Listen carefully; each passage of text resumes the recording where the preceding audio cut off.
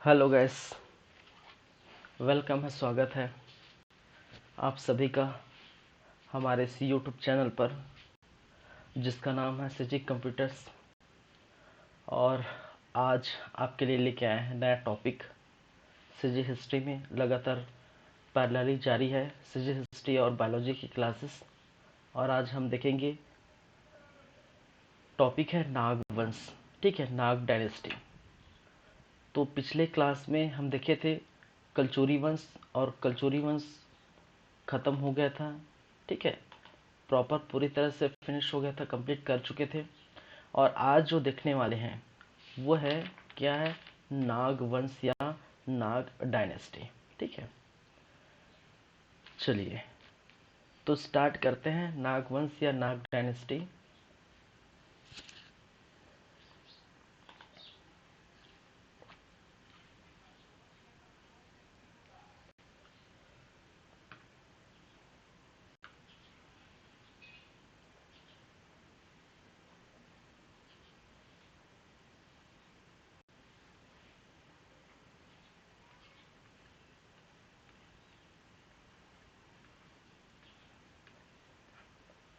नाग वंश, ठीक है, या जिसको कहा जाता है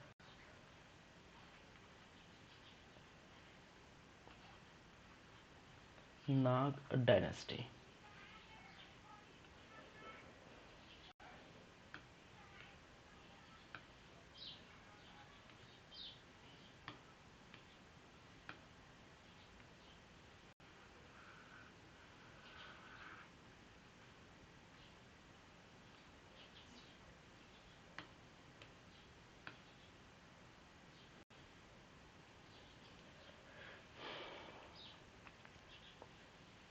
और इस नाग वंश के दो शाखाएं थी।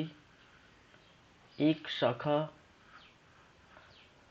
जो कवर्धा के क्षेत्र में बिलोंग करते थे, कवर्धा के क्षेत्र में प्रसार थे, उनको हम फड़ी नागवंश कहते हैं। और दूसरा जो बस्तर के क्षेत्र में, ठीक है, जिनकी शाखाएं थी, उनको हम क्या कहते हैं, छिंदक नागवंश। तो हम बात करेंगे एक तो फणी नागवंश, फणी नागवंश, ठीक है, जो कि कहाँ देखने को मिलता है आपको, कवर्धा के क्षेत्र में। ठीक है, और दूसरा छिंदक नागवंश, छिंदक नागवंश।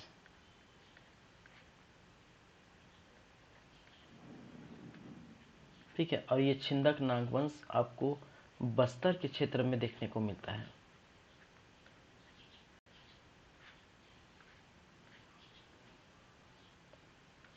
चलिए, तो ये दो बातें हैं। ठीक है,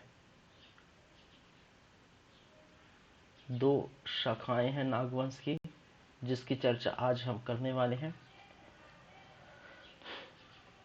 चलिए, तो मैंने क्या कहा था, जो फणी नागवंश है वो कहाँ पर बिलोंग करते थे, आप देख सकते हैं। ये जो कवर्धा के क्षेत्र है, कहाँ पर, ये जो कवर्धा के क्षेत्र है, इस कवर्धा के क्षेत्र में फड़ी नागवंश आपको देखने को मिलेगा।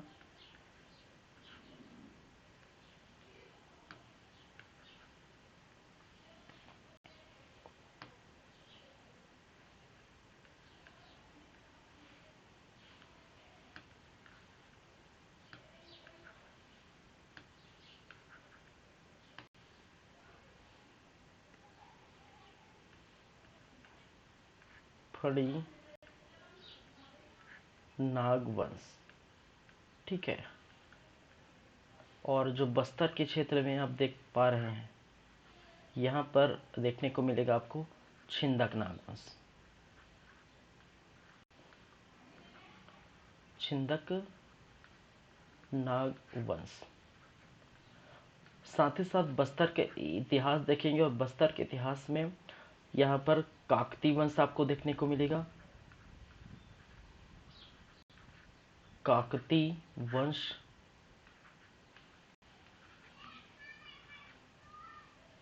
ठीक है।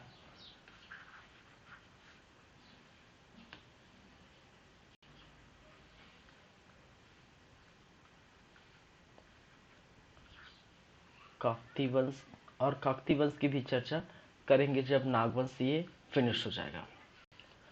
चलिए, और मैंने कहा था कि रायपुर के जो क्षेत्र हैं, ये जो रायपुर के क्षेत्र हैं और आपके जो रतनपुर का क्षेत्र है, बिलासपुर के रतनपुर का क्षेत्र है, इन दोनों जगहों पर हमने पिछले क्लास में कलचुरी वंश देखे।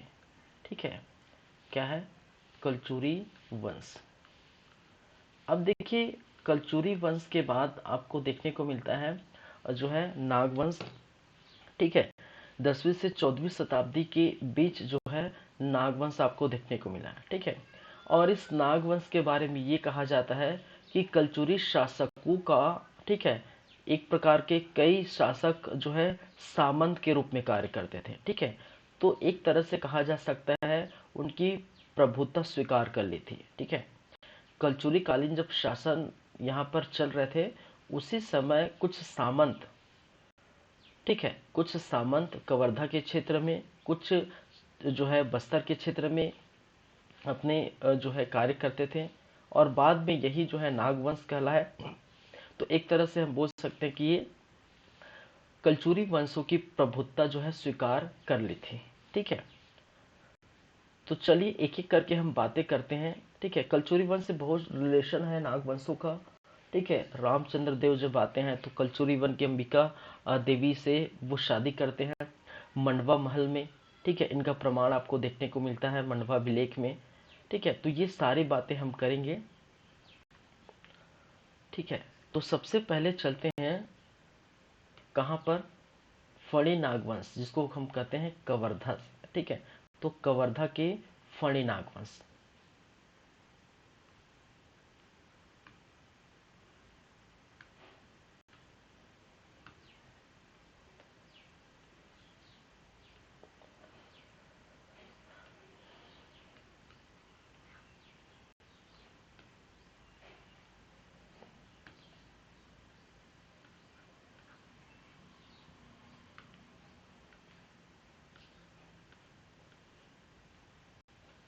ठीक है,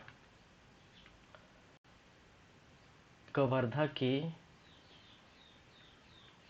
फणी नागवंश।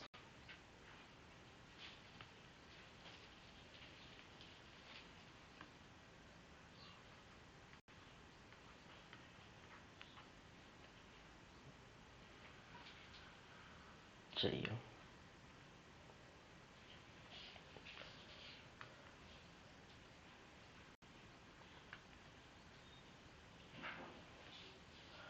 ठीक है, लगभग कहा जाता है कि ये कवर्धा क्षेत्र में, याद रखिए कवर्धा क्षेत्र में, कवर्धा क्षेत्र में नागवंशों ने लगभग 400 वर्षों तक, ठीक है, 400 वर्षों तक क्या किए है?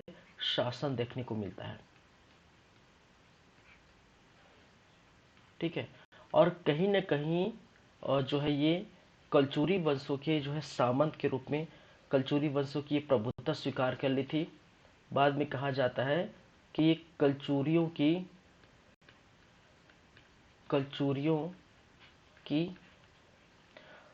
प्रभुत्ता,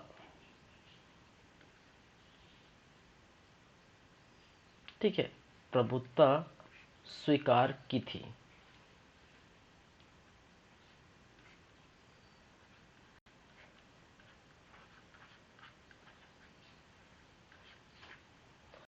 ठीक है, और इसका उल्लेख आपको देखने को मिलता है कहां पर? ठीक है, मंडवा महल। मंडवा महल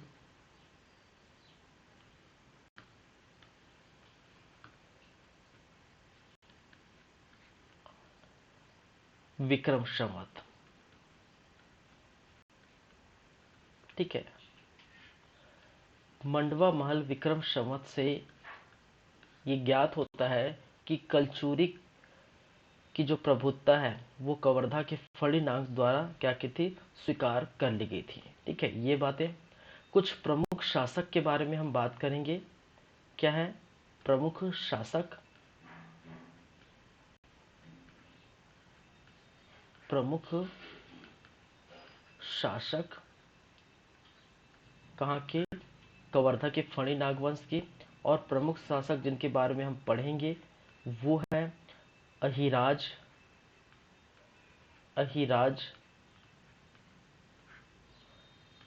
दूसरा गोपाल देव, गोपाल देव। थर्ड या तीसरा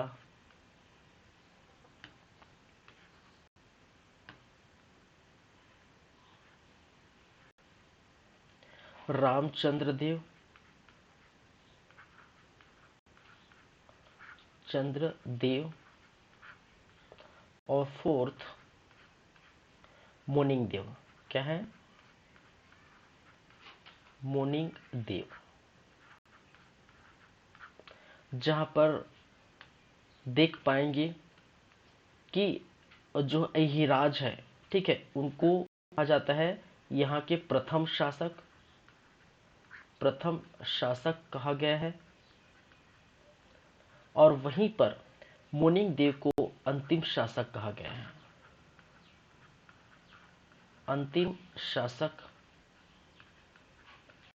मोनिंग देव को कहा गया है।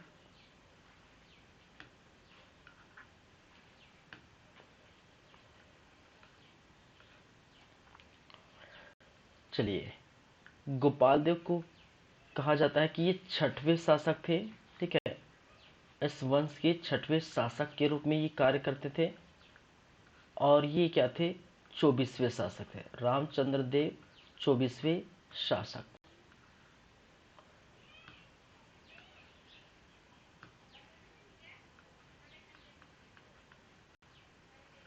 ठीक है, तो हम ये कह सकते हैं कि कहां से प्रथम शासक से लेकर रामचंद्र देव तक, ठीक है, कुल कितने शासक हुए? कुल जो है 24 शासक हुए। ठीक है,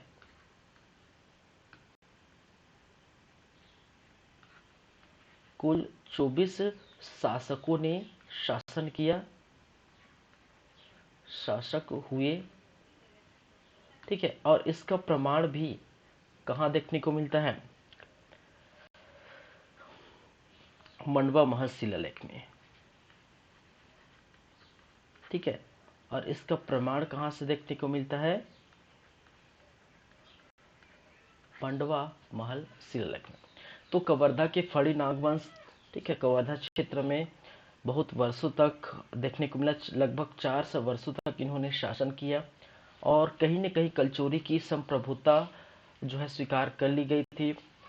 ठीक है, और इस सभी का प्रमाण जो है मंडवा महल विक्रम संवत या मंडवा महल शिलालेख से देखने को मिलता है। कुछ शासक के बारे में आप देख पा रहे हैं, अहिराज, और दूसरा है गोपाल देव, थर्ड तीसरा है रामचंद्र देव, फोर्थ या फिर चौथा है मोनिंग देव। ठीक है, अहिराज जो है प्रथम शासक कहलाए। ठीक है, गोपाल देव छठे शासक थे और 24वें शासक रामचंद्र देव थे। और अंतिम शासक जो है आपका मोनिंग देव कहलाए। ठीक है, तो अहिराज से लेकर रामचंद्र देव तक 24 शासक हुए, लेकिन 24 शासकों की जो है प्रॉपर जानकारी आपको देखने को नहीं मिलता। इन 2-4 शासकों के बारे में ही सिर्फ जो है जानकारी मिलती है।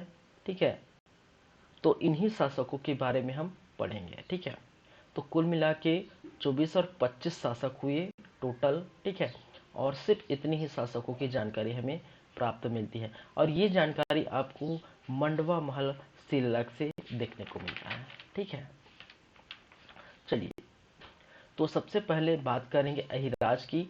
ज़्यादा कुछ नहीं है, मोस्ट इम्पॉर्टेंट जो है वो दो ही है। और दो कौन सा है वो आप जानते होंगे, वो है आपका गोपाल देव और दूसरा रामचंद्र देव। ठीक है, अहिराज जो संस्थापक था यहाँ का।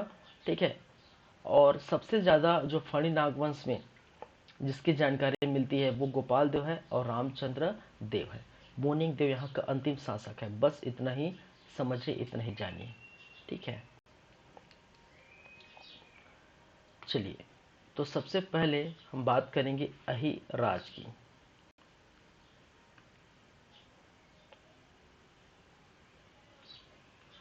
प्रथम शासक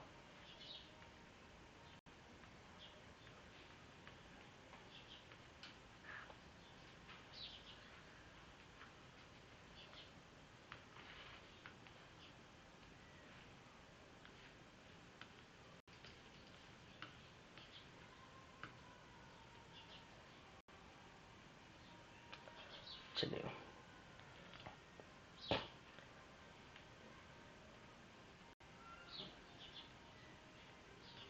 मंडवा महल शिलालेख। ठीक है, मंडवा महल शिलालेख। और इस शिलालेख से क्या ज्ञात होता है भी? इस शिलालेख से ज्ञात होता है कि अहिराज यहाँ के प्रथम शासक हैं। ठीक है, मंडवा महल शिलालेख। ठीक है, इससे ज्ञात होता है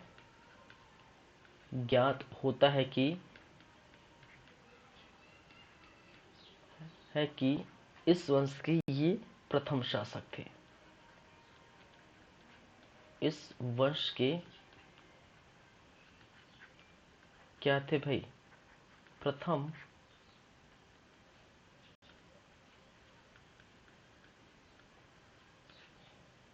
शासक थे, या प्रथम शासक के रूप में जाने जाते हैं।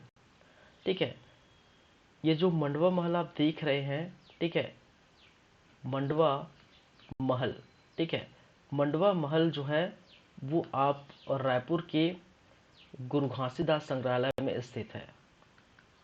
अभी फिलहाल रायपुर गुरु घासीदास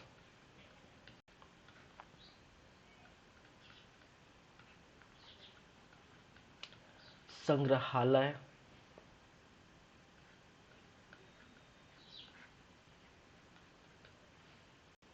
में स्थित है। ठीक है, तो बस ज़्यादा कुछ जानकारी प्राप्त नहीं है अहिराज के बारे में। बस इतना समझिए, बस इतना जानिए कि मंडवा महल शिलालेख, ठीक है, इससे ज्ञात होता है कि इस वंश के प्रथम शासक थे, या ठीक है, स्थापना इनके द्वारा की गई थी। ठीक है, और मंडवा महल का जो है शिलालेख रायपुर गुरु घासीदास संग्रहालय में स्थित है। चलिए, तो ये दो बातें हैं जिसको आपको अहिराज की परिप्रेक्ष्य में याद रखनी है। नेक्स्ट, दूसरा, गोपाल देव। गोपाल देव, ठीक है, तो गोपाल देव इस वंश का सबसे प्रमुख शासक हैं, याद रखिए।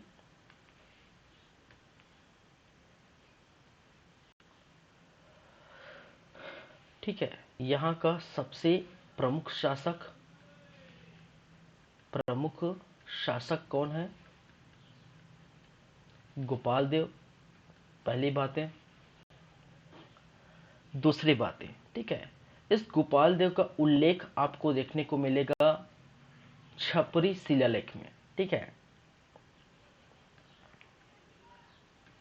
छपरी प्रतिमा लेख। और इस छपरी प्रतिमा लेख में ये कहा गया है कि गोपाल देव इस वन के छठे शासक थे। ठीक है, गोपाल देव इस वंश के क्या थे? छठवें शासक थे। ठीक है, तो जैसे कि पहले अहिराज का जो उल्लेख, या अहिराज का जो है जो ज्ञात किससे होता है, वो मंडवा महल शिलालेख से होता है। उसी प्रकार गोपाल देव का उल्लेख आपको कहाँ मिलता है? छपरी प्रतिमा लेख। और इस छपरी प्रतिमा लेख में ये कहा गया है कि गोपाल देव इस वंश के छठवें शासक के रूप में शासन करते हैं। ठीक है, एक चीज और,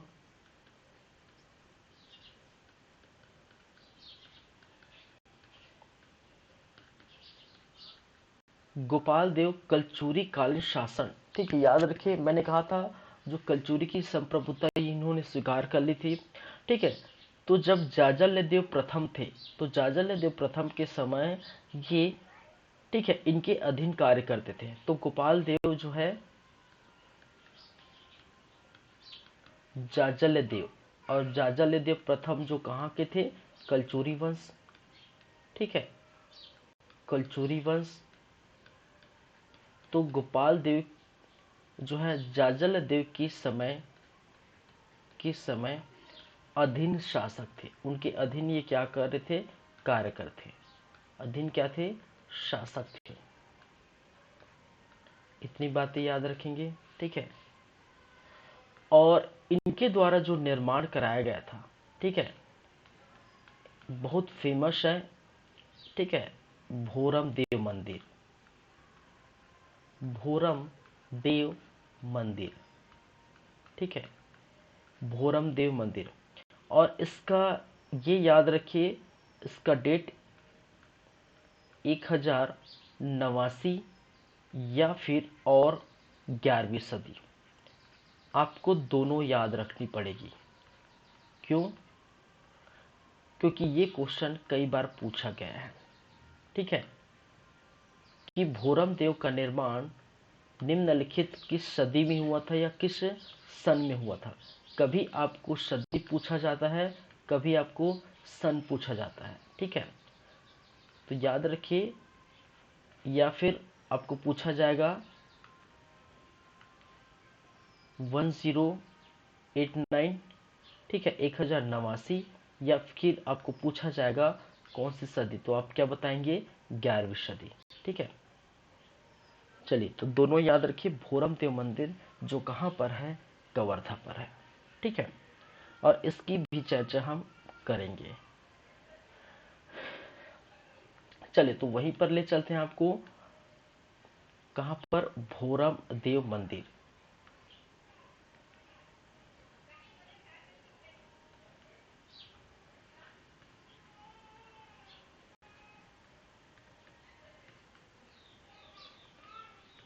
बहुत फेमस है भोरम देव मंदिर।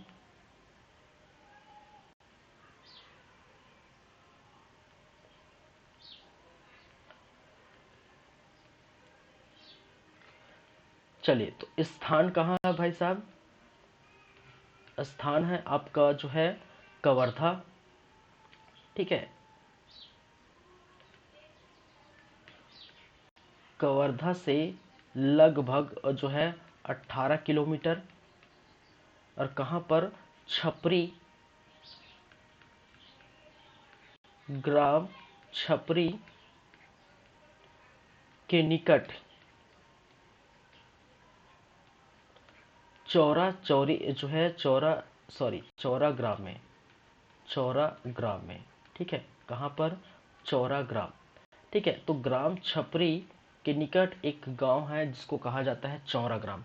तो ये कवर्धा से लगभग 18 किलोमीटर दूर है, लगा हुआ है, ठीक है, भोरम देव मंदिर। चलिए, इनके निर्माण की बात की जाए, कहा जाता है कि इनका निर्माण जो है गोपाल देव के समय हुआ था, लेकिन लक्ष्मण देवराय नामक एक व्यक्ति ने किया था। किसने किया था, लक्ष्मण देवराय। हुआ तो जो है गोपाल देव के समय था, लेकिन निर्माण कराने वाले जो है लक्ष्मण देवराय थे, ठीक है, गोपाल देव के समय, गोपाल देव के शासन काल में, ठीक है। तो कभी कभी क्वेश्चन ऐसे ही फंस जाते हैं, कभी गोपाल देव का नाम नहीं लिखा होगा तो आप क्या लगा के आएंगे, लक्ष्मण देव राय लगा के आएंगे, ठीक है। गोपाल देव का नाम नहीं लिखा होगा तो क्या लगा के आएंगे, लक्ष्मण देव राय, या लक्ष्मण देव राय नहीं लिखा होगा तो गोपाल देव लगा के आएंगे, क्योंकि शासन किसकी थी, गोपाल देव की, और निर्माण किसने कराया था, लक्ष्मण देव राय नामक एक व्यक्ति ने। चलिए, कहा जाता है कि यह एक प्रकार का आदिवासी जो है देवता था, ठीक है। भोरम देव का मंदिर आप देखेंगे कवर्धा में, तो ये आदिवासी देवता का मंदिर है,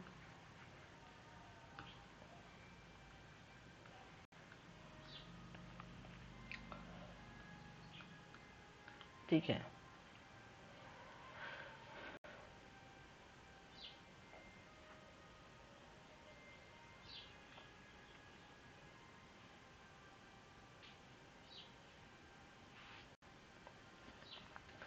चलिए, इसको छत्तीसगढ़ का खजुराहो कहा गया है, याद रखिए। ठीक है,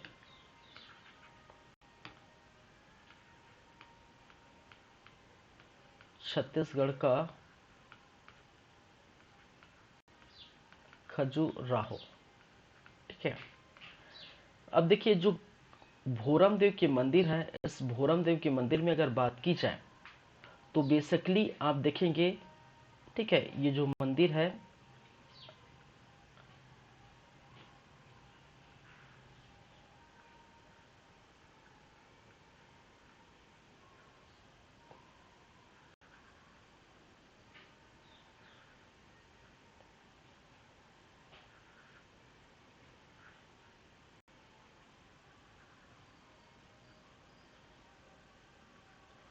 चलिए,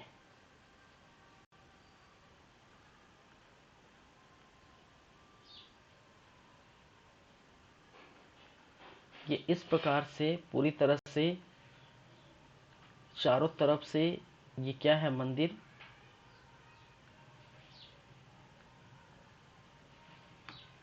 चारों तरफ से इस प्रकार से ढकी हुई है। ठीक है, और इस मंदिर के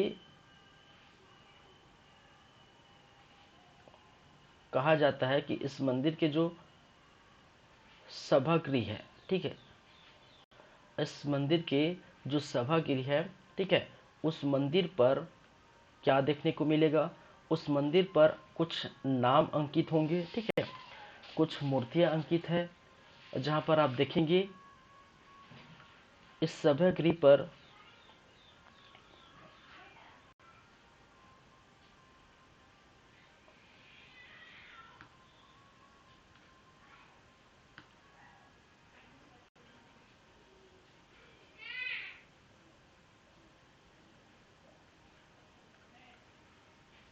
चलिए, इस सभागृह पर आप देखेंगे कि गोपाल देव की मूर्ति लगी हुई है। कहां पर? गोपाल देव की मूर्ति।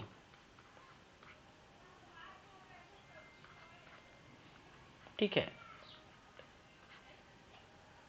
चलिए, और जो गृह गर्भ है, ठीक है, जिसको अंदर जहां पर मूर्ति रखते हैं, ये अंदर जहां पर मूर्ति रखते हैं, और यहाँ पर आप देख पाएंगे तो इस प्रकार से काले पत्थर की जो है शिवलिंग आप देखेंगे। ठीक है, काले पत्थर की जो है शिवलिंग देखेंगे, और ये कहाँ पर लगा है? गर्भगृह पर। ठीक है, गर्भगृह कहने का मतलब जहाँ पर वो जो है देवता रखे जाते हैं, तो गर्भगृह पर भोरम देव, भोरम देव जो कि क्या है, एक आदिवासी देवता है। भोरम देव क्या है? एक आदिवासी देवता। और इस आदिवासी जो है देवता, ठीक है,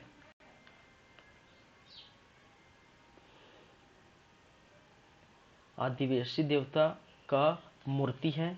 ठीक है, याद रखिए।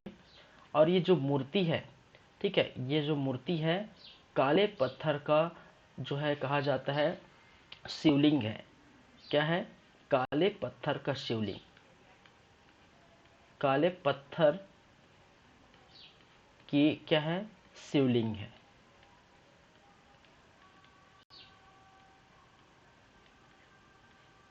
ठीक है, तो क्या चीज याद रखनी है आपको कि गोपाल देव की मूर्ति कहाँ पर लगी होती है? ठीक है, आपके जो सभा मंडप है, ठीक है, वहां पर गोपाल देव की मूर्ति लगी हुई है। पहली बात है। दूसरी बात है कि इस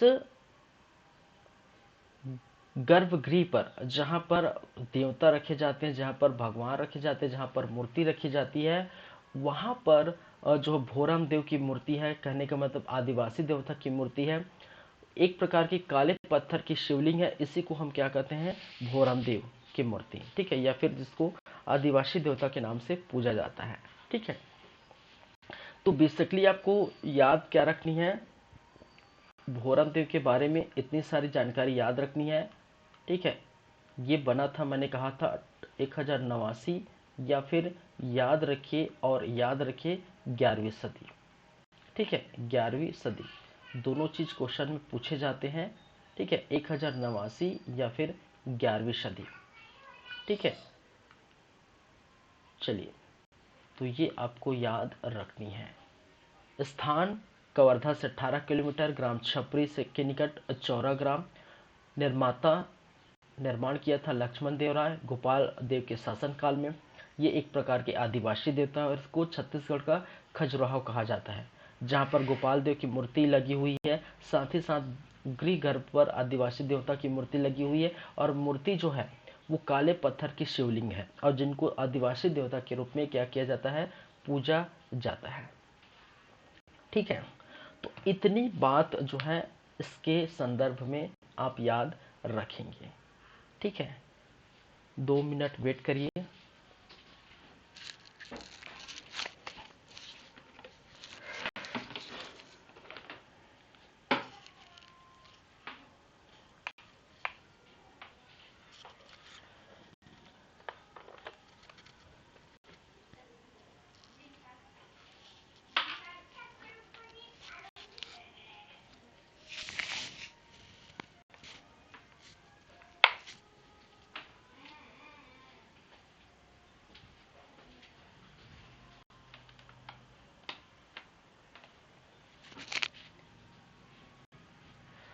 चलिए, सॉरी, ठीक है। तो ये हो गया आपका कंप्लीट, कौन सा, गोपाल देव के बारे में इतनी सारी बातें। चलिए, नेक्स्ट हम बात करेंगे रामचंद्र देव, ठीक है। थर्ड जिसके बारे में हम बात करेंगे वो है रामचंद्र देव।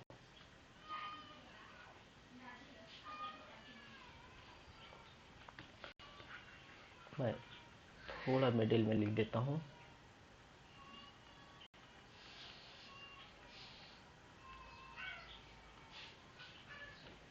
रामचंद्र देव।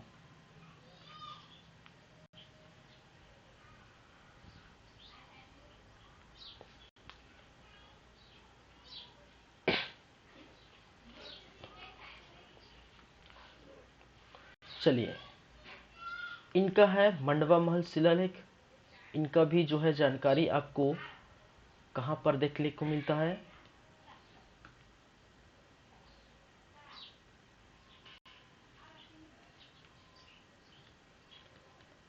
मंडवा महल शिलालेख,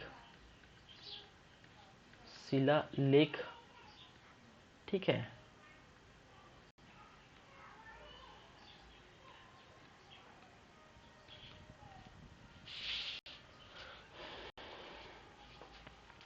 चलिए, यहाँ पर जानकारी मिलती है कि एक शासक हुआ करता था, ठीक है, एक शासक हुआ करता था, शासक, और उसका नाम था लक्ष्मण देव,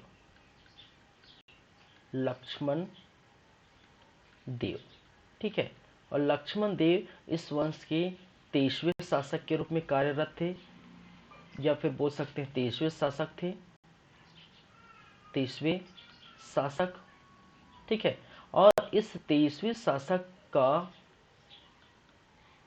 क्या था, एक पुत्र था, ठीक है, और वो पुत्र है रामचंद्र देव। क्या है, रामचंद्र देव, ठीक है। और रामचंद्र देव यहाँ के 24वें क्या थे, शासक थे,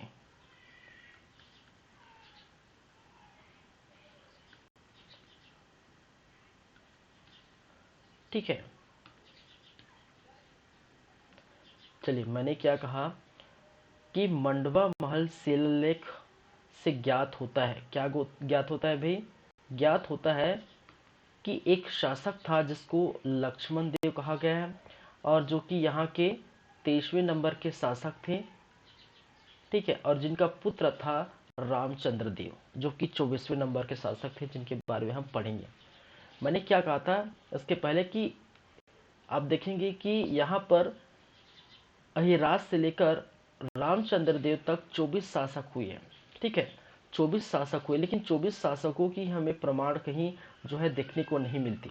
हमें कुछ शासकों की प्रमाण देखने को मिलती है, और रामचंद्र देव के पिता या जिसको कहा जाता है लक्ष्मण देव, ठीक है, और लक्ष्मण देव का जो है प्रमाण मंडवा महाशिलालेख में ये लिखा गया है कि लक्ष्मण देव का पुत्र रामचंद्र देव था, और लक्ष्मण देव 23वें नंबर के शासक थे, और रामचंद्र देव 24वें नंबर के शासक। तो इनका जो उल्लेख, ठीक है, इनका जो उल्लेख है इसी से आपको देखने को मिलेगा, ठीक है। चलिए, ये चीजें, दूसरी चीजें याद रखिए, किसके बारे में हम पढ़ रहे थे, रामचंद्र के बारे में। तो रामचंद्र का विवाह आपको देखने को मिलेगा,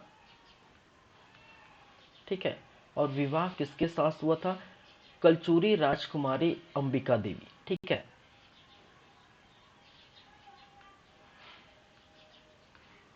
अंबिका देवी। और ये क्या कौन थी, कलचूरी राजकुमारी।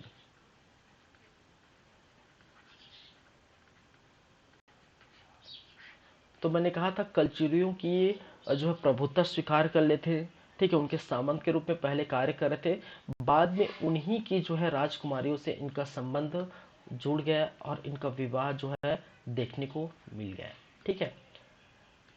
चलिए, और इनका विवाह जो है, ठीक है, यहीं पर जो है मंडवा महल में, कहाँ पर देखने को मिला, कहा जाता है विवाह कहाँ पर, मंडवा महल में, मंडवा महल में, ठीक है, मंडवा महल में ही कहा जाता है इसका विवाह हुआ था, इसलिए इसको मंडप महल भी कहा, मंडप भी कहा जाता है, क्योंकि ये, ठीक है, विवाह करने का स्थान था। सर्वप्रथम शासक ने क्या किया था, विवाह किया था, ठीक है। और वहीं पर आपको ये देखने को मिलेगा जो निर्माण कराया था, ठीक है, निर्माण आपको देखने को मिलेगा वो क्या था इनके अंतर्गत, तो मंडवा महल, ठीक है, क्या है, मंडवा महल, महल एवं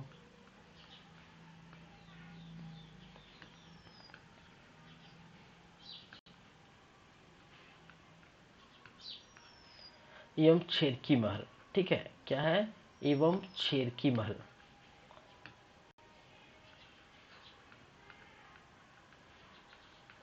छेरकी महल, देखिए ये महल वहल के बारे में, मंदिर के बारे में जो है अलग से टॉपिक हम लाएंगे, जहाँ पर विभिन्न स्थलों की मंदिर, विभिन्न स्थलों की जो है सांस्कृतिक बातें, ठीक है, तो ये सभी जो है अलग से टॉपिक आएगा, उसमें हम मंडवा महल, भोरम देव मंदिर, मंदिर वगैरह की बातें आएंगे, तो सभी की अच्छे से डिटेल में पढ़ेंगे, ठीक है। हम क्योंकि अभी क्या पढ़ रहे हैं, अभी शासकों के बारे में जानकारी पर इकट्ठा कर रहे हैं, ठीक है। तो बस इतना जानिए कि मंडवा महल का निर्माण कराया था, छेरकी महल का निर्माण कराया गया था। कहा जाता है कि ये कवर्धा की जो है भोरम देव के आसपास है, ठीक है, कुछ दूर जाएंगे, लगभग 1 किलोमीटर लगभग, वहीं पास पास मंडवा महल, और लेफ्ट साइड में आपका जो है छेरकी महल। और छेरकी महल इसलिए कहा जाता है क्योंकि कहा जाता है यहाँ पर जो छेरी, छत्तीसगढ़ में क्या है, छेरी, छेरी मतलब बकरी, ठीक है, बकरी का जो है वो यहाँ पर उनके जो है गंध आते हैं, इसलिए उनको छेरकी महल कहा जाए, ठीक है। तो ये सब बातें हम और अच्छे से करेंगे जब हम बात करेंगे किसकी, ठीक है, मंदिर वगैरह की बात करेंगे, छत्तीसगढ़ में कौन कौन स्थान पर जो है मंदिर है वो हम बात करेंगे। तो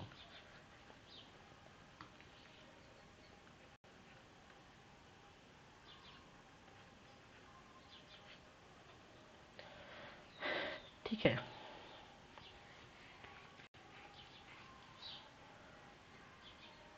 चलिए, तो चलिए कुछ बात कर लेते हैं मंडवा महल के बारे में, ठीक है।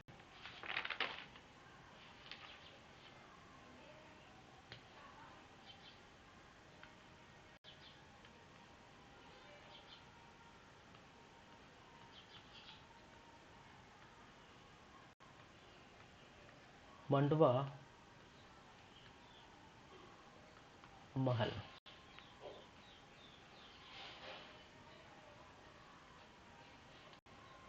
चलिए, ये भी इंपॉर्टेंट है, बहुत बड़ा भोरम देव जिससे, तो समय याद रखिए, समय क्या था या सन क्या थे, ठीक है, वर्ष क्या था, जो भी याद रखिए।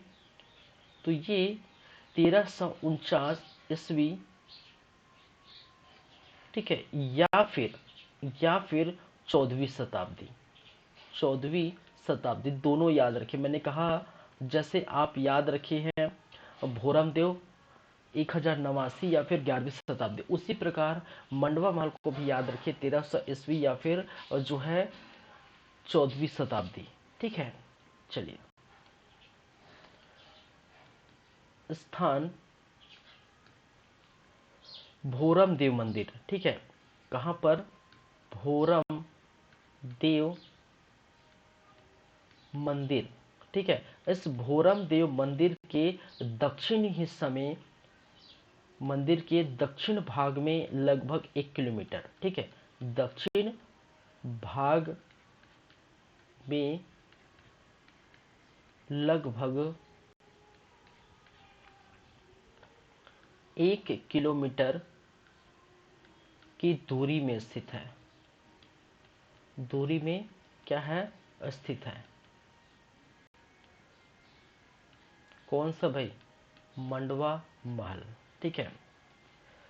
चलिए, मंडवा महल या जो है मंडवा का जो अर्थ होता है, ठीक है, कहा जाता है कि इसका अर्थ होता है मंडप, ठीक है, इसका जो अर्थ है उसको हम कहते हैं मंडप। और मंडप कहने का मतलब है ऐसे जहाँ पर विवाह होते थे, ठीक है, विवाह को हम क्या कहते हैं, जहाँ पर विवाह कहा जाता, विवाह मंडप, ठीक है। मंडप कहने का मतलब है विवाह मंडप, ठीक है। चलिए, और यहीं पर हमने कहा था कि अंबिका देवी और जो है रामचंद्र का विवाह देखने को मिलता है।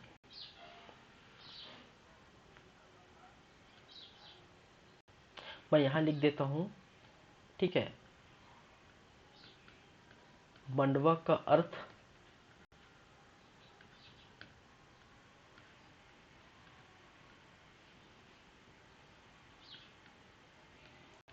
विवाह मंडप।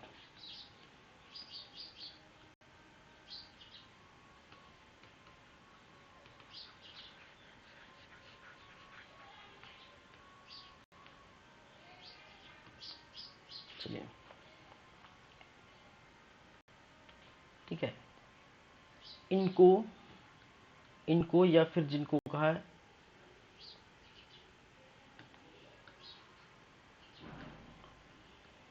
बोल सकते हैं मंडवा महल को दूल्हा देव के भी नाम से जाना जाता है, ठीक है। किस नाम से जाना जाता है? दूल्हा देव के नाम से भी जाना जाता है, से भी जानते हैं।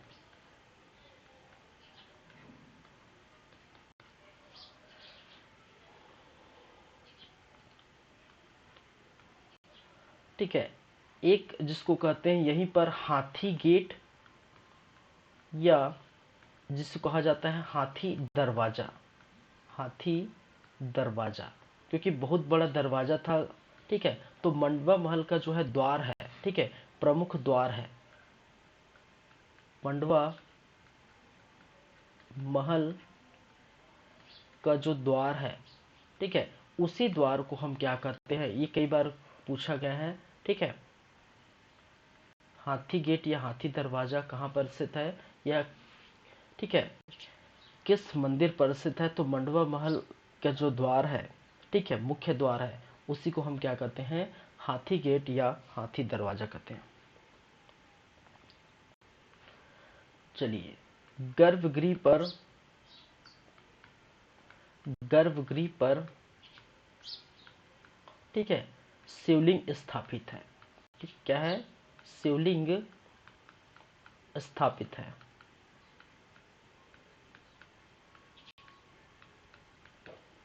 ठीक है,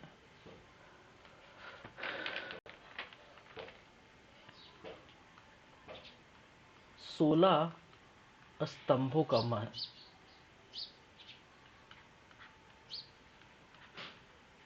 का मंदिर, ठीक है, जो मंदिर है वो 16 स्तंभों पे टिकी हुई है, ठीक है।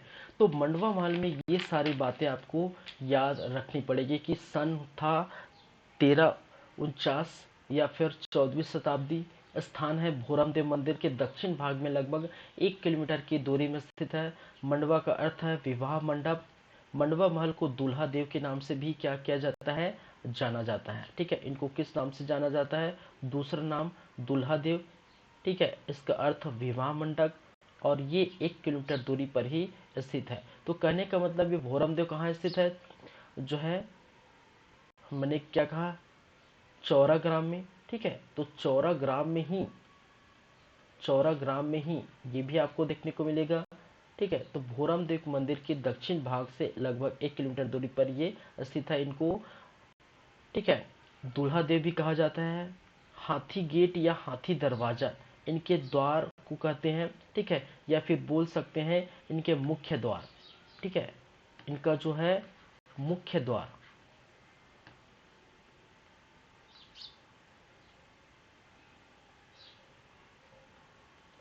मुख्य द्वार को हम क्या कहते हैं, हाथी दरवाजा या हाथी गेट के नाम से जानते हैं। और गृह गर्भ पर जो है स्थित है वो शिवलिंग के सबसे बड़े जो है शिवलिंग के जो है मूर्तियां स्थित है, ठीक है, जो कि मंडवा महल 16 स्तंभों पर टिकी हुई है, ठीक है। ये सारी बातें आप याद रखेंगे, ठीक है। तो चलिए फिर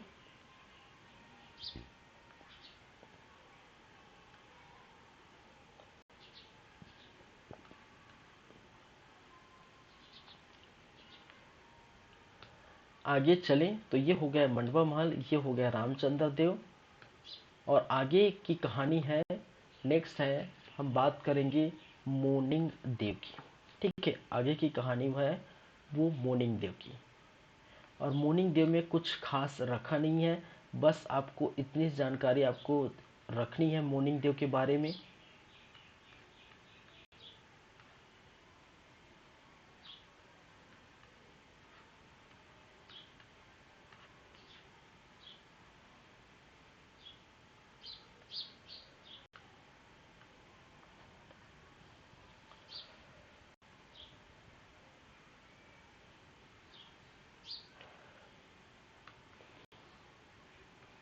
चलिए, कहा जाता है कि ये, ठीक है, इस वंश के फली नाग वंश के, किस वंश पढ़ रहे हैं भाई, फली नाग वंश, फली नाग वंश के ये क्या थे, अंतिम शासक थे, ठीक है।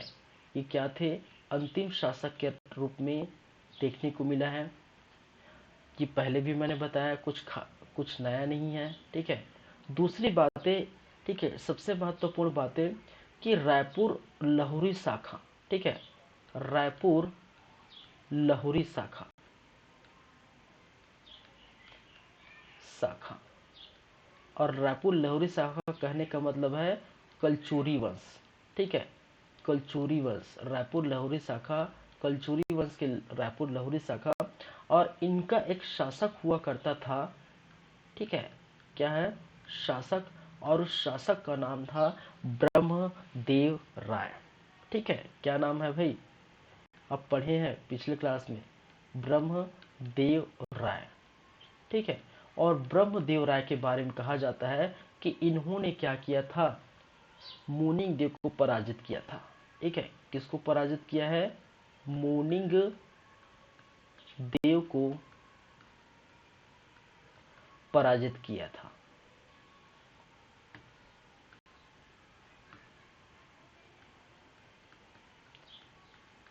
पराजित किया था, ठीक है। बस इतनी ही सारी बातें याद रखनी है, मोर्निंग देव के बारे में कुछ खास नहीं है। ये फणी नागवंश के अंतिम शासक, रायपुर लहुर शासक जो है शाखा के, जो है कलचुरी वंश जो रायपुर लहुरी शाखा है, ठीक है, उनके एक शासक का नाम, ठीक है, और वो नाम है क्या, ब्रह्मदेव राय। और ब्रह्मदेव राय ने क्या किया था भाई साहब, इसी मोनिंग देव को क्या किया था, पराजित किया था। ठीक है, जो कि लहुरी शाखा रायपुर से बिलोंग करते थे। चलिए ठीक है, तो ये सब बातें आप इसके संदर्भ में याद रखेंगे। चलिए ये हो गया।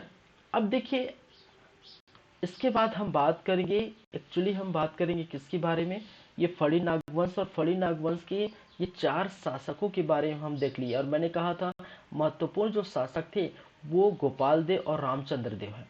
ठीक है, महत्वपूर्ण जो शासक थे वो रामचंद्र देव और गोपाल देव, जिनके बारे में आपको अच्छे से याद रखनी है। ठीक है, अब देखिए जो बस्तर के क्षेत्र में, ठीक है, मैंने क्या कहा कि कवर्धा के क्षेत्र में आपको देखने को मिलेगा फणी नागवंश, बस्तर के क्षेत्र में आपको देखने को मिलेगा छिंदक नागवंश और काकतीय वंश। इसको हम एक रूप में और पढ़ सकते हैं, और एक रूप में और पढ़ते हैं जिसको हम कहते हैं इसको बस्तर के इतिहास। ठीक है, किस संदर्भ में पढ़ेंगे, इनकी जो है बातें, बस्तर का इतिहास। ठीक है, तो बस्तर के इतिहास के संदर्भ में ये दोनों चीजें हम क्या करेंगे, हम पढ़ेंगे। ठीक है, तो दोनों कंप्लीट हो जाएगा। तो एक प्रकार से छिंदक नागवंश अ, जो है नागवंश शासक, ठीक है, नागवंश थे जो बस्तर के क्षेत्र में रहते थे। लेकिन पढ़ने के संदर्भ में हम इसको इस प्रकार से पढ़ेंगे कि बस्तर के इतिहास के संदर्भ में। ठीक है, चलिए।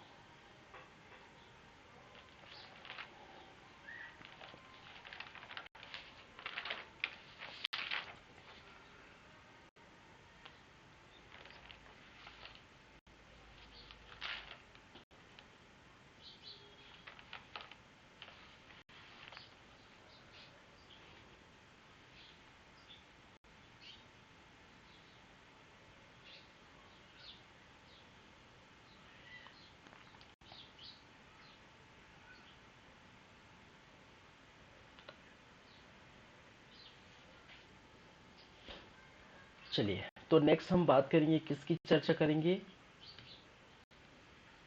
बस्तर का इतिहास।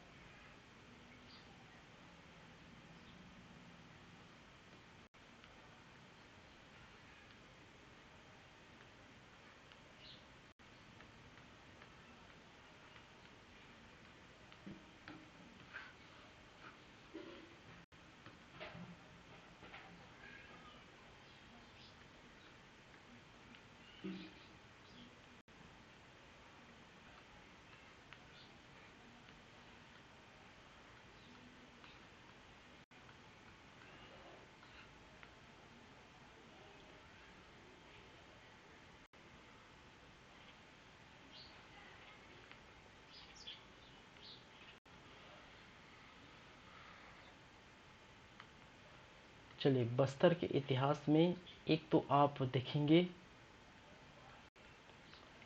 छिंदक नागवंश,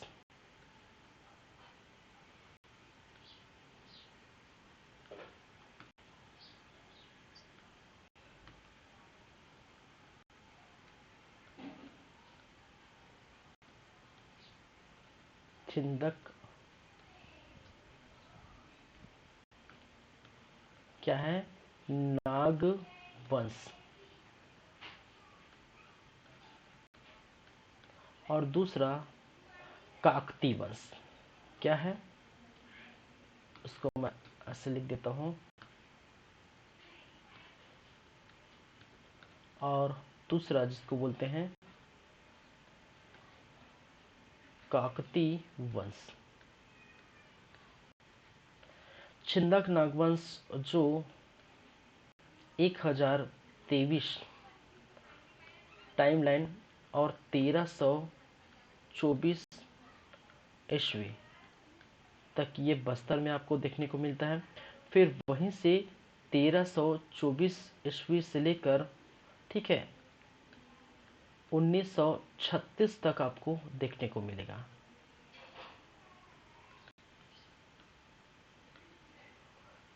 चलिए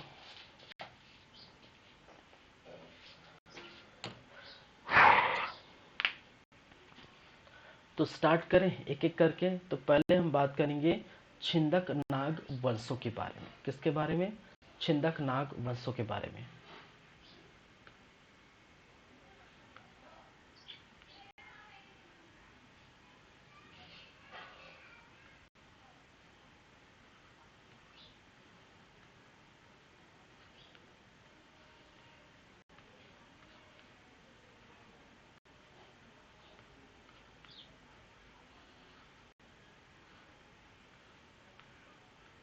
चलिए तो छिंदक नागवंशों के बारे में हम पढ़ेंगे।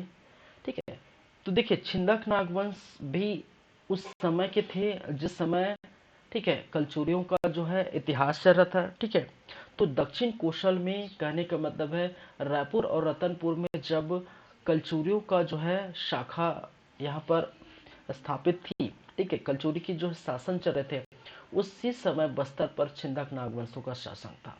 ठीक है, तो बोल सकते हैं कलचुरी के समकालीन है। ठीक है, क्या है ये? कलचुरियों के क्या थे? समकालीन। ठीक है, समकालीन क्या थे? वंश थे। क्योंकि कलचुरी का जो है जिस समय कलचुरी जो है रायपुर और रतनपुर एवं जो है रायपुर, ठीक है, कलचुरी कहाँ पर? रतनपुर रायपुर पर शासन कर रहे थे। तो उसी समय, उसी टाइमलाइन में, ठीक है, छिंदक नागवंश जो है, ठीक है, वहीं पर आपको छिंदक नागवंश है। छिंदक नागवंश कहाँ पर थे? बस्तर पर थे। ठीक है,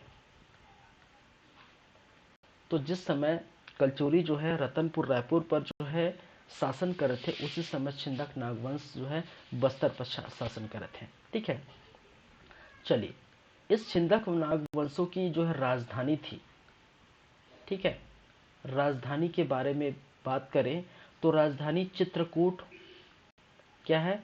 चित्रकूट, या जिसको चक्रकूट भी कहा गया है, या फिर इसको क्या कहा गया है? चक्रकूट भी कहा गया है।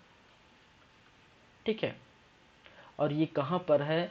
बारसूर दंतेवाड़ा के आसपास। ठीक है, बारसूर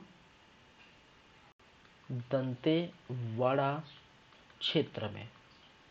ठीक है, तो बस्तर में जो है बारसूर दंतेवाड़ा के क्षेत्र में ये क्या थे? देखने को मिला था।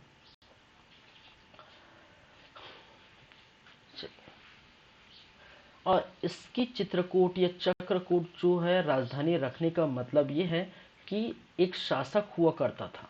ठीक है, याद रखिए एक शासक हुआ करता था और शासक का नाम है चक्रकूट। चक्रकूट, ठीक है, चक्रकूट नामक एक शासक हुआ करता था।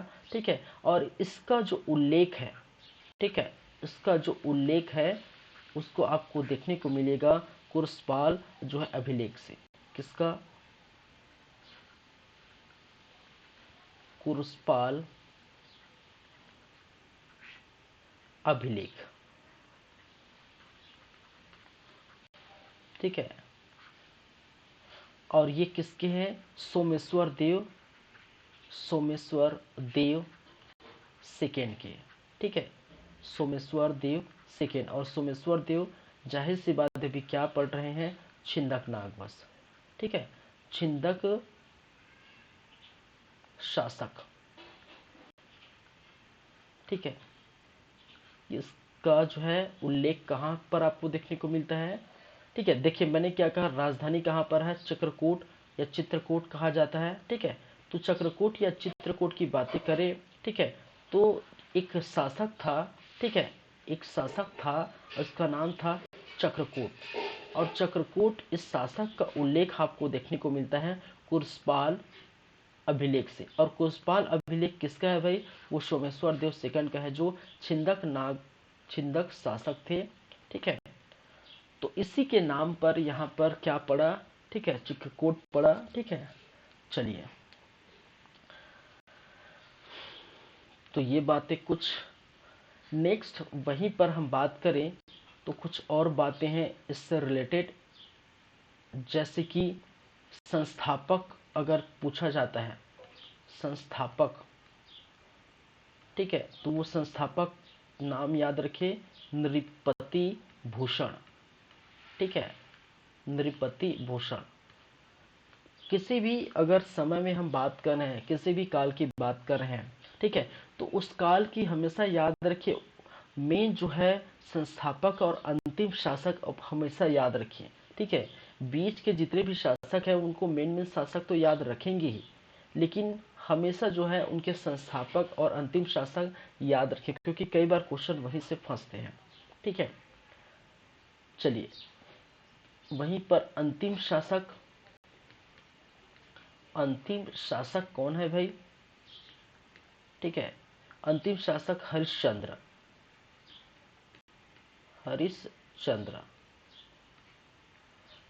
साथ ही साथ कहा जाता है कुछ उपाधियां इन्होंने ली थी। ठीक है, भोगती भोगती पुरेश्वर। ठीक है, ये जो छिंदक नागवंश के शासक थे, वो किस प्रकार के जो है उपाधि ली थी? भोगती जो है पुरेश्वर की। ठीक है, तो इस प्रकार से हम देख पाएंगे। चलिए,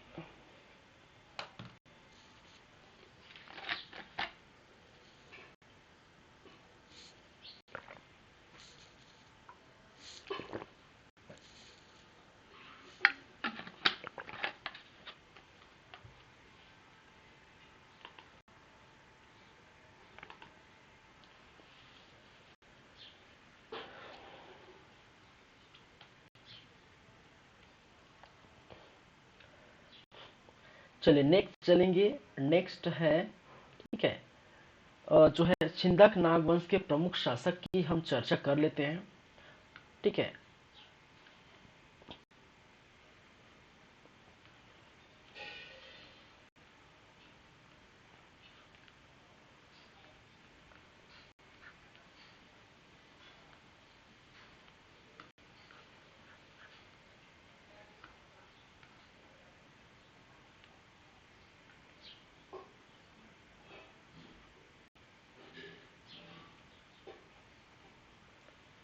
छिंदक नागवंश के प्रमुख शासक।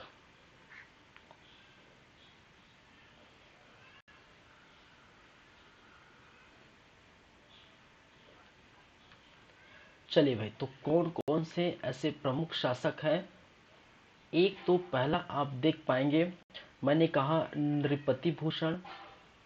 त्रिपति भूषण जो यहाँ का क्या था? संस्थापक था। ठीक है, पहला नाम। दूसरा, धारावर्ष जगदेव भूषण। ठीक है, धारावर्ष जगदेव भूषण।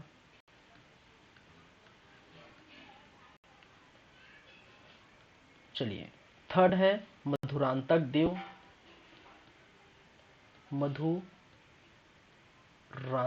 देव।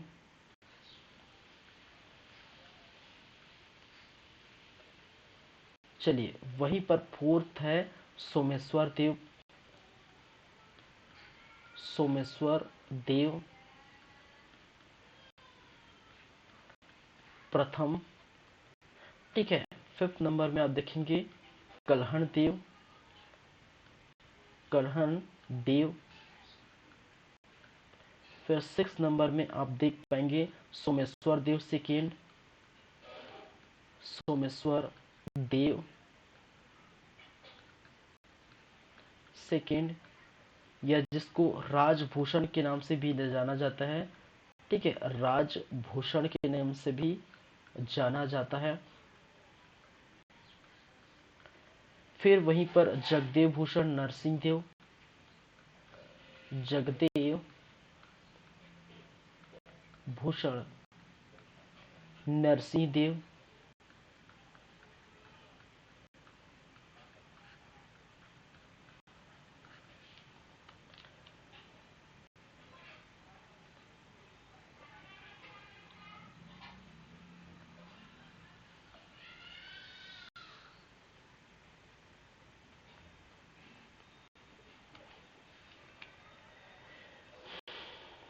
चलिए, फिर उसके बाद आपको देखने को मिलता है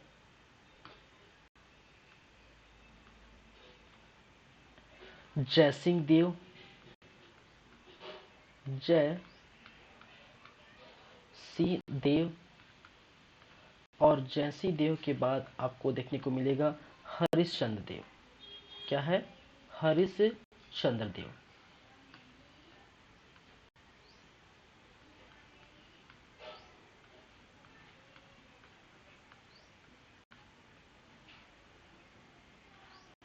चंद्र देव।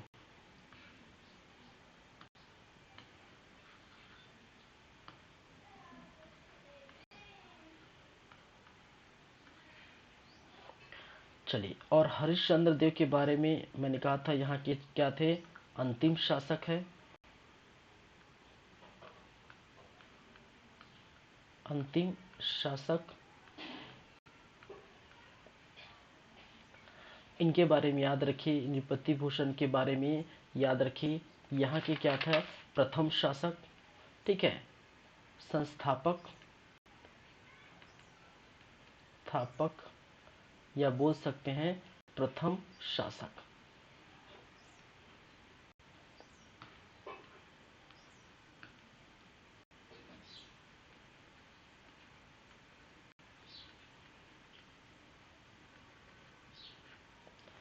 चलिए, तो ये सारी बातें हम करेंगे।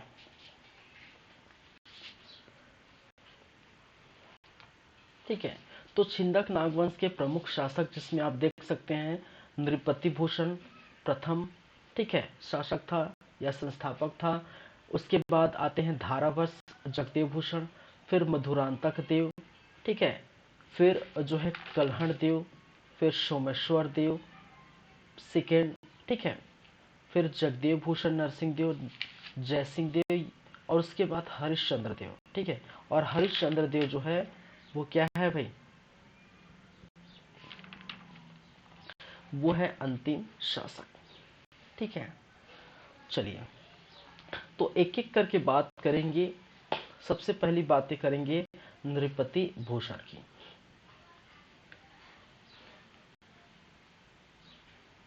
पहला जो शासक है वो है नृपति भूषण।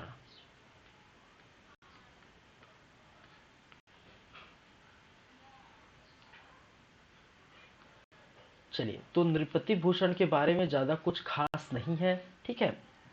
तो बस जैसे मैंने वहां कहा, तो यहाँ भी वैसे आप लिख सकते हैं छिंदक नाग वंश का, ठीक है, छिंदक नाग वंश का संस्थापक संस्थापक है, या इसको बोल सकते हैं प्रथम शासक के रूप में, प्रथम शासक, ठीक है, छिंदक नागवंश का संस्थापक या प्रथम शासक।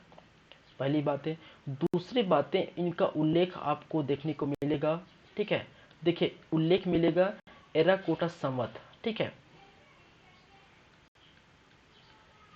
एराकोट सख संवत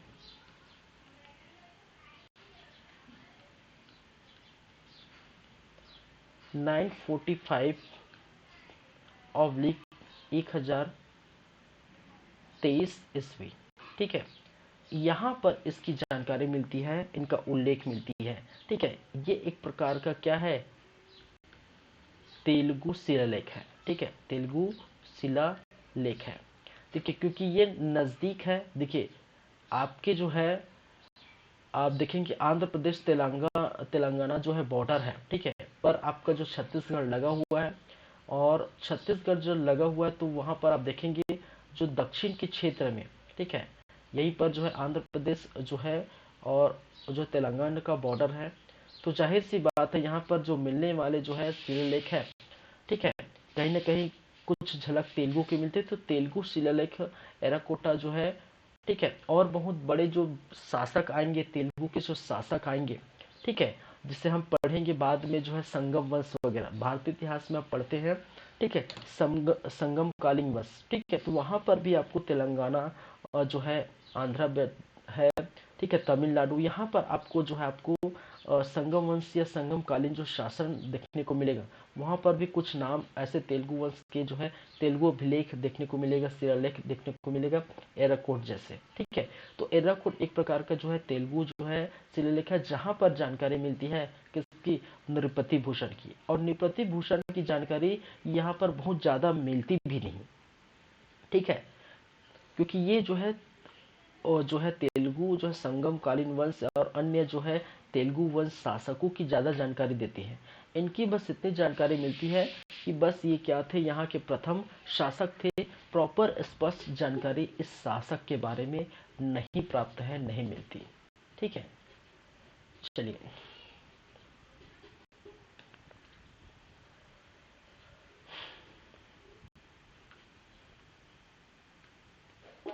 चलिए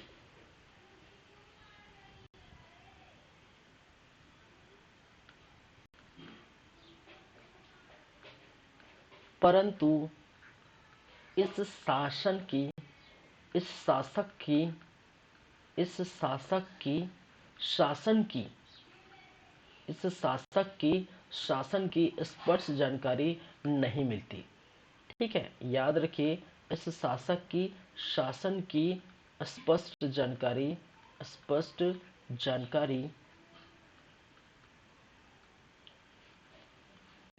नहीं मिलती। ठीक है, प्रॉपर हमें जानकारी क्या है, नहीं मिलती। जब नहीं मिलती तो हम पढ़ाएंगे क्या भाई। ठीक है, तो नहीं मिलती तो नहीं मिलती। ठीक है, तो बस इतनी ही सी जानकारी आप जो है इसके अंतर्गत याद रखिए। एर्राकोट जो है शक संवत एक प्रकार का जो है तेलुगु शिलालेख है। ठीक है, और स्पष्ट जानकारी इनका नहीं मिलता, ये याद रखेंगे।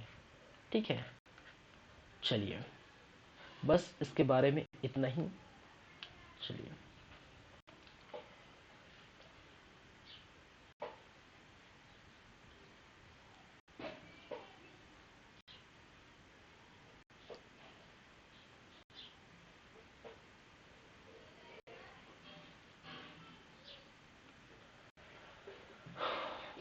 ठीक है, आगे बढ़े। अब आगे है सेकंड जो शासक है वो धारावश जगदेव भूषण। ठीक है, दूसरा जो शासक है वो है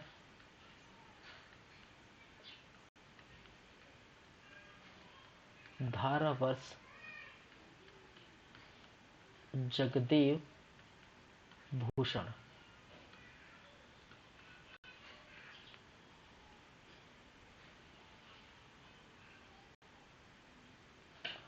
ठीक है,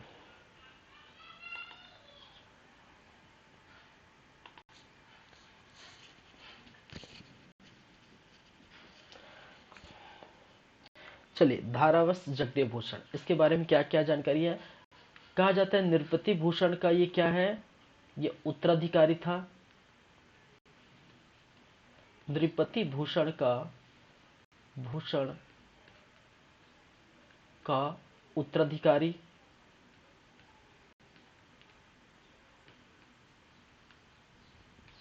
पहली बात। चलिए, इसकी दूसरी बात है, ठीक है, कि इसका उल्लेख भी आपको देखने को मिलेगा। कहां पर देखने को मिलेगा, बारसु शक संवत। ठीक है, बारसुर बारसूर जो दंतेवाड़ा पर स्थित है, बारसू शक संवत, ठीक है, 983 ऑब्लिक 1060 ईस्वी, ठीक है। और इस बारसू शक संवत में ये कहा गया है, ठीक है, इसका उल्लेख मिलता है धारावश जगदेव भूषण, ठीक है। और इस धारावश का जो है, ठीक है, धारावर्ष, ठीक है, धारावर्ष का सामंत जो है का नाम सामने आता है, ठीक है। और सामंत का नाम है चंद्रदित्य, चंद्रदित्य, ठीक है। और चंद्रदित्य ने कुछ जो है निर्माण कार्य कराए थे। कहा जाता है कि इन्होंने कुछ क्या किया था, कुछ निर्माण कार्य कराए थे, कुछ निर्माण किया था, ठीक है। क्या निर्माण कार्य कराए थे भाई? कहा जाता है कि इस चंद्रदित्य ने, ठीक है, एक तो बारसूर का तालाब बनाया था,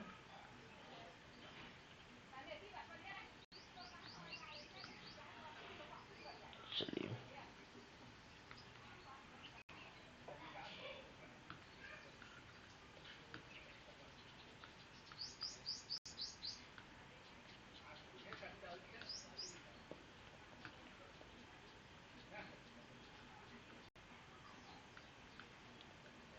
बारसूर का तालाब, ठीक है, इस तालाब का निर्माण और जो है किनके द्वारा किया था? चंद्रदित्य द्वारा किया गया था, ठीक है। बारसूर के शिव मंदिर,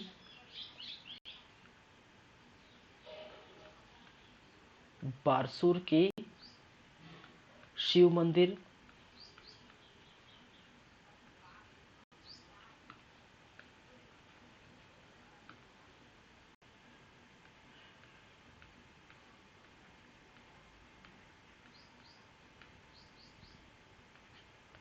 शिव मंदिर का निर्माण इनके द्वारा किया गया था।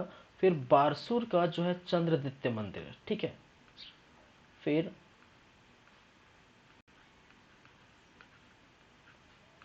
बारसूर का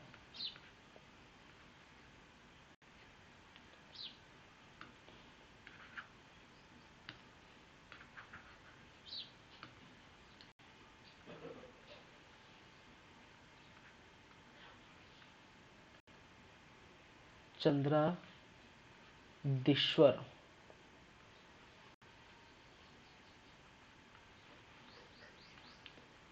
मंदिर, ठीक है, का भी निर्माण इनके द्वारा किया गया था। तो इस प्रकार से देख सकते हैं इनके बारे में क्या जानकारी मिलती है कि बारसूर के तालाब का निर्माण इनके द्वारा किया गया था। फिर बारसूर में शिव मंदिर का भी निर्माण किया गया था। और बारसूर का चंद्रदेश्वर जो है मंदिर है, उनका भी निर्माण किसके द्वारा किया गया था?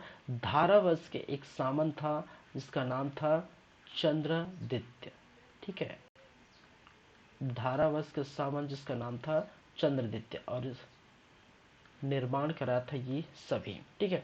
तो बारसू शक समाज से ये जानकारी प्राप्त होती है कि धारावंश का कोई क्या था? सामंत था। चलिए,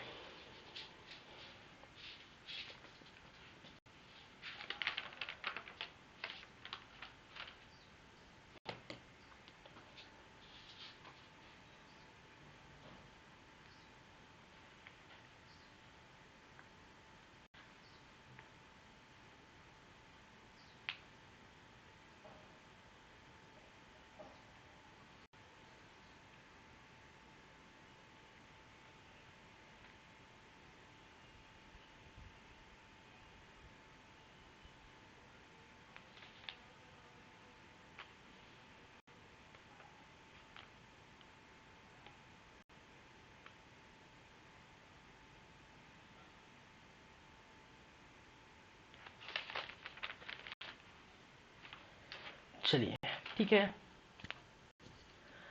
आगे चलें। तो ये सब बातें याद रखिए। नेक्स्ट चलेंगे, कुछ बातें करेंगे। और अब देखिए यहाँ पर हम बात करें, हम बात कर रहे थे अभी धारा वर्ष की। किसकी बात कर रहे थे? धारा वर्ष की, तो धारावंश के संबंध में कुछ और बातें निकल के सामने आती है।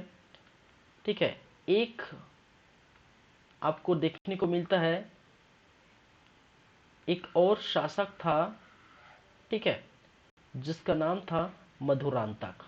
क्या नाम था? मधुरांतक। मधुरांतक,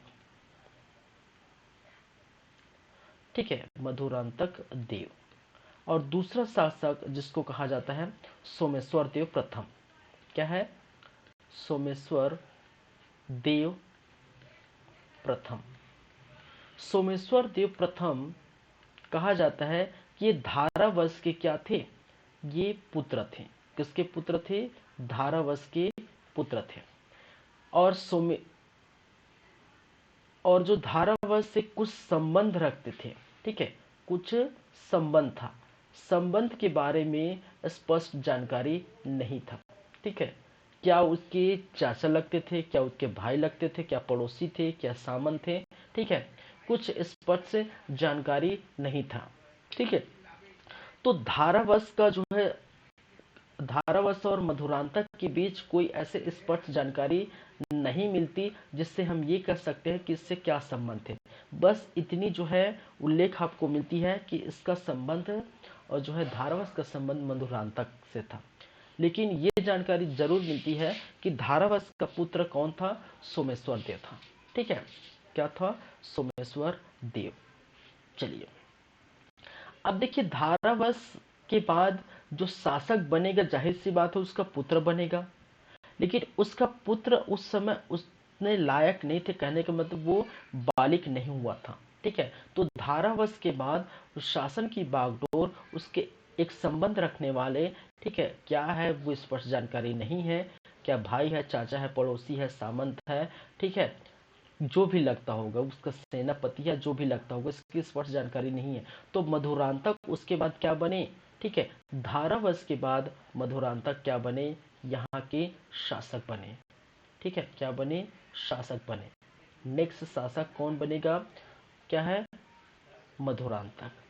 ठीक है, चलिए, और ये सभी जितना भी मैं ये जो बोल रहा हूँ, ठीक है, जो भी बोल रहा हूँ उसका उल्लेख, ठीक है, उस चीज का जो है उल्लेख आपको कहाँ देखने को मिलेगा? ये सभी चीजों का उल्लेख आपको देखने को मिलेगा एक शिलालेख है जिसको बोलते हैं राजपुर शिलालेख। ठीक है, राजपुर, ठीक है, ताम्रपत्र। ताम्रपत्र, और ये कहाँ से प्राप्त हुआ है? ये प्राप्त हुआ है जगदलपुर। ठीक है, जगदलपुर। और जगदलपुर के इस राजपूत ताम्रपत्र में यही कहानी बयां करती है, यही देखते हैं। और इस ताम्रपत्र में, किस ताम्रपत्र में? इस राजपूत ताम्रपत्र में कुछ और बातें कही गई है।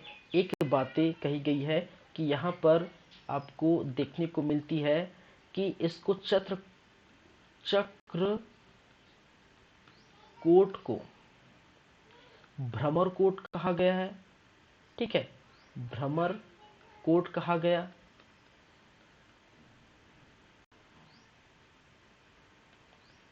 है। ठीक है, ये पहली बात है। दूसरी बातें इसके अंदर के ये कहा गया है, इसमें ये देखने को मिला है कि यहाँ पर आपको राजपुर में नर बलि के साक्ष्य देखने को मिले हैं। ठीक है, इस राजपुर ताम्रपत्र में ये कहा गया है कि राजपुर में नर बलि के साक्ष्य थे। नर बलि के साक्ष्य देखने को मिलेगा।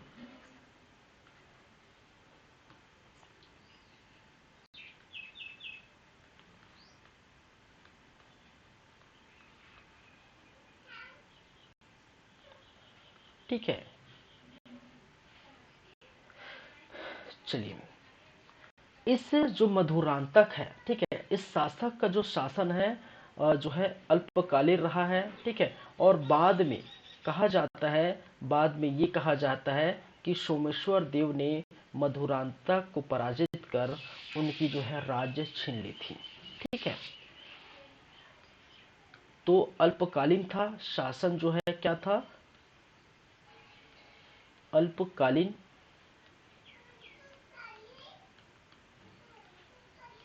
ठीक है, और मैंने क्या कहा था कि यहाँ पर जो सोमेश्वर देव ने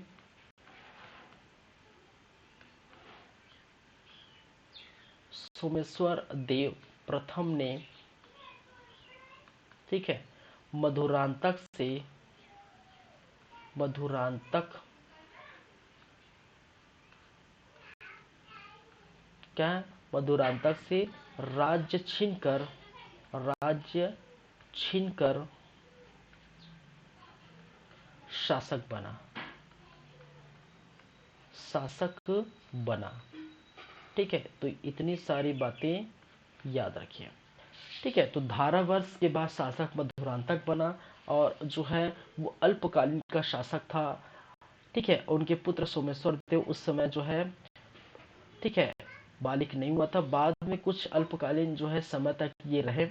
फिर बाद में सोमेश्वर देव ने मधुरांतक से राज्य छीन कर, ठीक है, क्या किया, राज्य छीन कर क्या बना, शासक बना।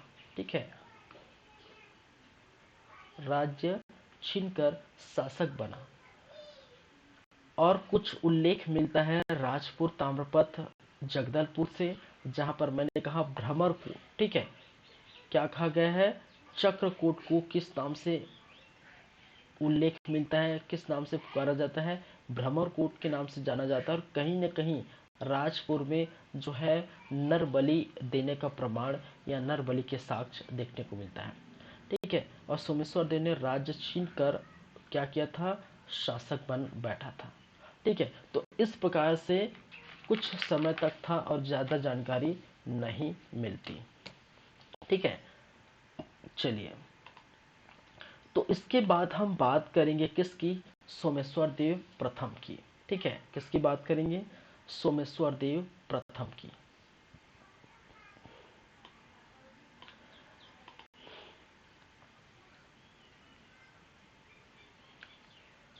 चलिए, थर्ड हो गया। फोर्थ नंबर में हम बातें करेंगे सोमेश्वर देव प्रथम, देव प्रथम। ठीक है, चलिए, लेकिन सोमेश्वर देव प्रथम की बातें जो है आज नहीं कर सकते, अभी नहीं कर सकते, क्योंकि हमारा समय जो है यहीं तक रहेगा। ठीक है, और नेक्स्ट टाइम, ठीक है, दूसरे दिन यानी कि कल हम बात करेंगे सोमेश्वर देव की। ठीक है, तो ये एक दो दिन चलने दीजिए, फिर उसके बाद जो है लगातार बायोलॉजी की क्लासेस चल रही है। ठीक है, वो भी कल से फ्लोर पर आ जाएंगे। ठीक है, तो इस प्रकार से आप देख पाएंगे कि बायोलॉजी की क्लासेस भी साथ ही साथ और सीजी हिस्ट्री की क्लासेस भी साथ साथ। और हम, ठीक है, हम बात करेंगे इसके बाद, जैसे ही बायोलॉजी खत्म हो जाएगा, कंप्लीट हो जाएगा, फिर एक तरफ हम जो फिजिक्स और केमिस्ट्री जो है साथ में हम चलेंगे, साइंस का पूरा पोर्शन। और दूसरी तरफ जो है जैसे कि सीजी हिस्ट्री खत्म हो जाएगा, हम ये चाह रहे हैं कि जो है इंडियन हिस्ट्री भी साथ में चले। ठीक है, तो सीजी हिस्ट्री और इंडियन हिस्ट्री एक साथ चलेगा। ठीक है, जैसे ही सीजी हिस्ट्री खत्म हो जाएगी, इंडियन हिस्ट्री चलाएंगे, उधर साइंस चलते रहेगा। फिर जो है सीजी का छत्तीसगढ़ का जो है भूगोल देखेंगे, फिर उधर फिर से भारत का भूगोल देखेंगे। तो इस प्रकार से हम देखेंगे तो भूगोल, भूगोल वाला पार्ट आपको प्रॉपर मिल जाएगा। इतिहास, इतिहास वाला पार्ट जो है आप कनेक्ट बैठा पाएंगे। ठीक है, ठीक है, कनेक्शन जो है आप जो है बैठा पाएंगे इतिहास के इतिहास के साथ। ठीक है, भूगोल का भूगोल के साथ। तो भारत का भूगोल और छत्तीसगढ़ का भूगोल, ठीक है, वो भी चलेगा। फिर जो है भारत के इतिहास, ठीक है, छत्तीसगढ़ के इतिहास के बाद हम बात करेंगे भारत के इतिहास में, जहाँ पर प्राचीन कालीन भारत इतिहास, मध्यकालीन भारत इतिहास काल, ठीक है, आधुनिक कालीन भारत इतिहास काल। ठीक है, तो इस प्रकार से प्रॉपर आपका सीजीपीएससी प्री प्रीलिम्स के पहले, ठीक है, लगभग जो है आपका ये सब्जेक्ट जितना भी मैं कराऊंगा, ठीक है, वो हो जाएगा। ठीक है, तो प्रीलिम्स अभी देर है, फरवरी में, ठीक है, 10, 12, 15 फरवरी के आसपास होते हैं। अब तो वो नवंबर में ही पता चलेगा, ठीक है, कि कब उसका डेट अनाउंसमेंट हो रहा है।